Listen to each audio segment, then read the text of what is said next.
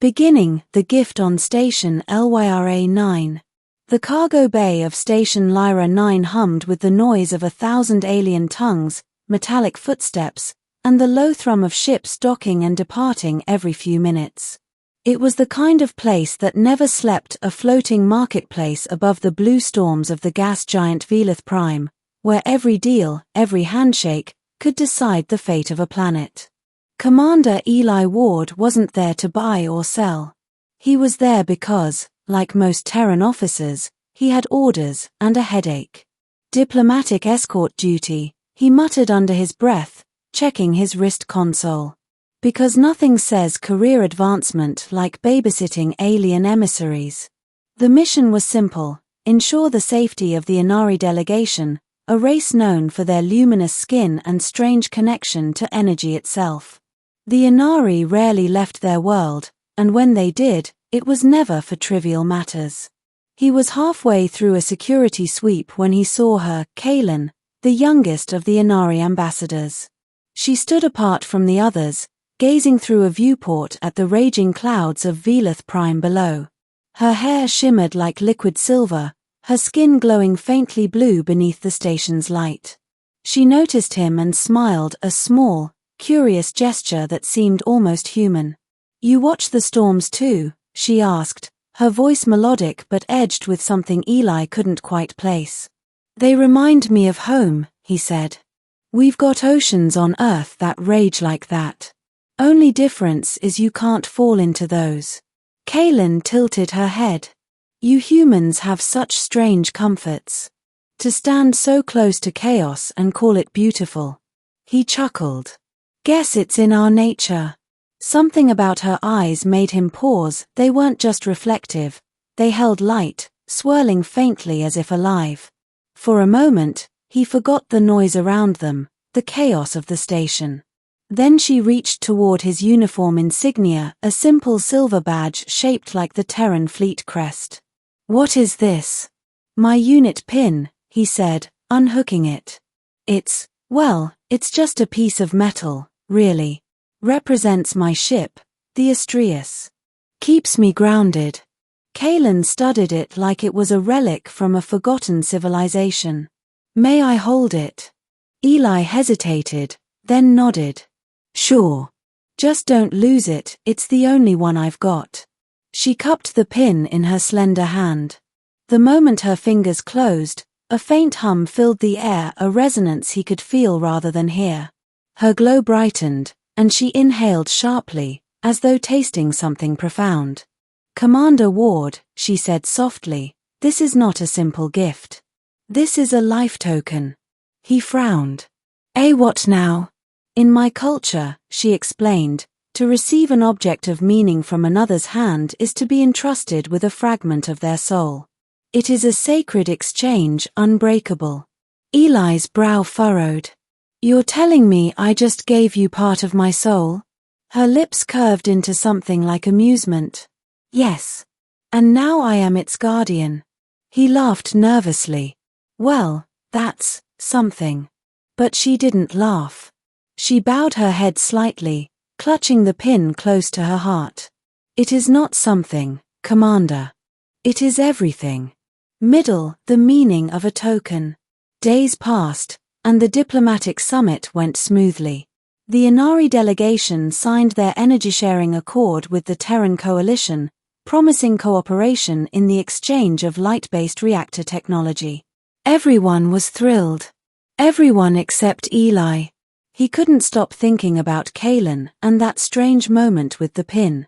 Every time he saw her across the station, she nodded to him with serene reverence, like they shared a secret no one else could comprehend. When the summit concluded, the Inari departed for their homeworld, Elissar, leaving behind only the soft echo of their bioluminescent glow. Eli thought that would be the end of it. He was wrong.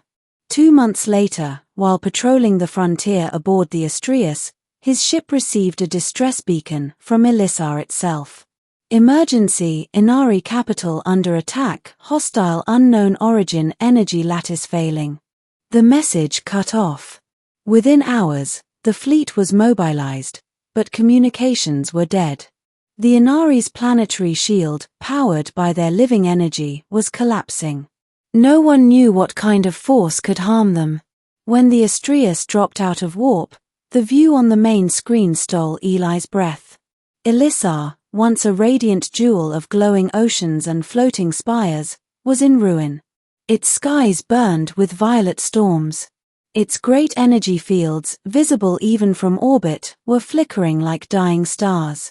Eli's crew scanned for survivors.